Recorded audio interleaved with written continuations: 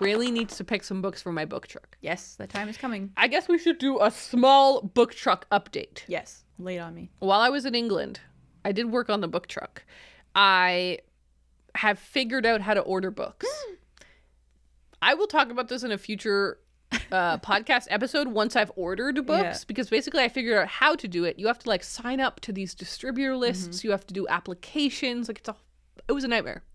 I didn't like it. It stressed me out. But I think I'm now at the place where I can order the book. So hopefully this week I will actually begin ordering the books. Yay. Okay, good time. Yeah, which is huge. But then secondly, before I left, I also put in some important orders. I have ordered a book stamp. Did I talk about this on the pod yet? Yeah, I think you talked about stamping books. I remember that. Yes. So I have the book stamp now, but I also now have the bookmarks. I just opened the box this morning, and it arrived while I was in England, and like I said, I fell asleep so fast yesterday I didn't even open my like new mail. But I sent photos of them to Raeleen, and Raeleen, you seem to like them. They're gorgeous.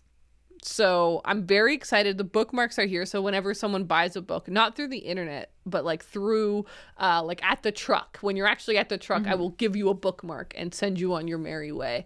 There's a lot of them. There's 5. I ordered 500 because it was like, if you order 100, they're this much. If you order 500, it's this much. And I was like, well, I would like to kind of err on the side of a lot. Yeah. So that I can give away, people can ask for, can I have 2? Yeah, sure. Yeah. And like also that way, I just definitely won't run out all summer. But the idea of selling 500 books seems like a lot of books. It is a lot.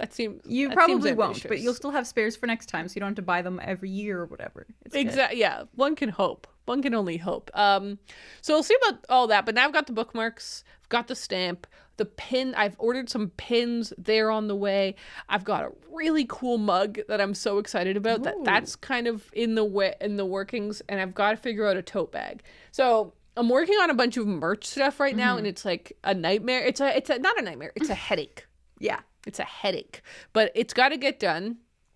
And yeah, and so this kind of week is going to be about ordering the books, because I feel like if I order them now, they should probably all arrive within the next 2 to 3 weeks, and that would still be a month early. So that will give me enough time to just troubleshoot if anything goes wrong, or if I have noticed that some distributors like will have, let's say there's 10 books on my list that I'm trying to find. They'll have like 6 of them, but then 4 of them they won't have. So then those 4 I have to try and go and find somewhere else. So it's a little bit tricky, but I'm learning a lot of stuff. I'm learning a lot of things. And that brings us to Raeleen's list. I want to have a bunch of quirky shelves on the book truck because it's so small that I can't even like attempt to be generalist. And it's my truck.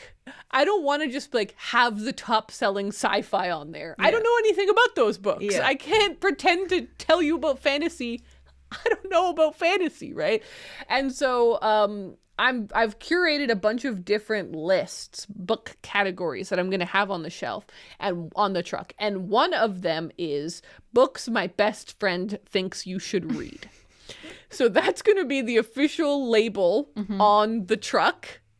And I'm so excited for when the truck is in person, like when it exists and I can take photos of that shelf and send it to you and everything. It's going to be crazy. But what do you want on the truck? This is the question. So Raeleen texted me, a week ago or whatever. Yeah. And you were like, when should I do this list? I was like, yeah, good point. Right now. Let's do it now. I have to order the books. Yes. I have to order the books. So what I've been doing is I've started, like I have a list, like a secret little shelf on my Goodreads that I call Book Truck. And every time I think of something that I really think should be on there, I add it to that. And I've narrowed it down to 10 so that you only have to have like 10 at this moment. But I do have an extensive list if you ever want to switch it up. If I need expansion. Or because I was thinking about it too. Like if people are going to be coming back to your book truck, you don't want to have the same 10 books all the time. You're going to want to switch it up because if somebody likes one of my recommendations and reads all 10 of them, it could happen. So anyways, without further ado, here are the 10 that I have decided as my definitive list. Number 1, Know My Name by Chanel Miller. That, of course. That makes sense. We all saw it coming. Yeah, that's like number 1. I think everyone should read that. Number 2, of course, is The Great Gatsby by F. Scott Fitzgerald. that also Brilliant. has to be on there. And that's cool. You know, very cool. I think this is a good mix of classics and modern stuff. Question about that one. Do you care what edition I get? Not at all. Get whatever's cheapest awesome. because people will probably want to buy that. There's really nice mass market copies that have been circulating around. Yeah, cool. I'll show you. Okay. Next up, The Name of the Wind by Patrick Rothfuss, of course. Nice. That could be your one fantasy book that's on your book truck because I think awesome. It's the only one. I mean, maybe that in Priory of the Orange Tree, but that's not on my list right now. But it is on my list. Okay. Okay, next up is Five Little Indians by Michelle Good because that was one of the best books I've read in the past few years. Yeah. Fantastic. Yeah. And then, that just made me realize I should have put Pachinko on this list. That's okay. It's on the back list. It's on the back list. There's always going to be something I'm going to think of. Yeah. But next, I put Room by Emma Donoghue on the list. I know this is an older book, and maybe you can find used copies of it to make it a little more appetizing for people to want to buy. But I really, really think everyone should read that book. So I did squeeze it in there, even though it's maybe not the most fashionable choice. Next up, Crying in H Mart by Michelle Zauner. Ooh, that one is also so good, and it ticks a lot of my boxes. You know, it's memoir, it's food, it's celebrity. It's so good, it'll make you cry. So I want everyone to read that. Then I've got Lesser Known Monsters of the 21st Century by Kim Fu. Because I love that that's on there. Thank you. I thought it was timely. It's short stories, which I don't have any other short stories on there, but it's also going to kind of be like an unknown book to a lot of people. It's like a random Canadian short story collection, so I think not a lot of people might know about it. So I wanted to put that on the list.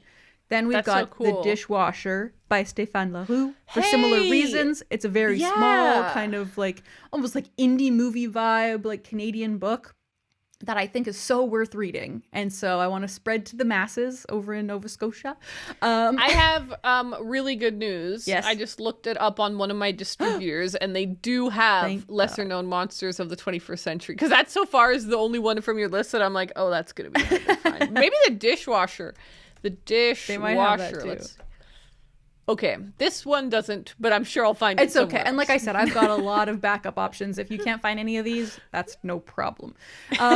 Number 9 is One Flew Over the Cuckoo's Nest by Ken Kesey. Because I feel like it's kind of random, but it is a classic that I feel like everyone should read. And I feel like it kind of gets overlooked sometimes, but it's so good.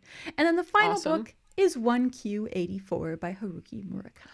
Whoa, interesting. Again, okay, does this come as a bind up? This does, right? Yeah, you can get it as a bind up or as the 3-volume edition. So I don't know what'll be the easier option for you to find, but that's fascinating. It is, yeah. I feel like I wanted to have just like kind of a wild, crazy book on there that's just like huge. Like, and I really wanted to put a Stephen King book on the list, but I was like, I don't know. It's hard to pick just one, so I didn't. But it was easy to pick my one Murakami because I feel like this book really sums him up, and it's something that I think about all the time. So it had to go on there.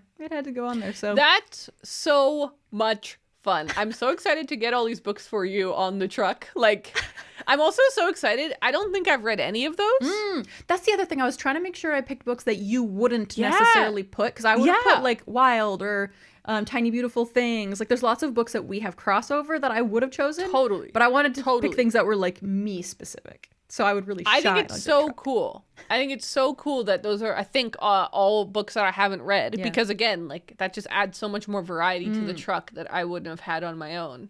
How funny is this? This could be so great.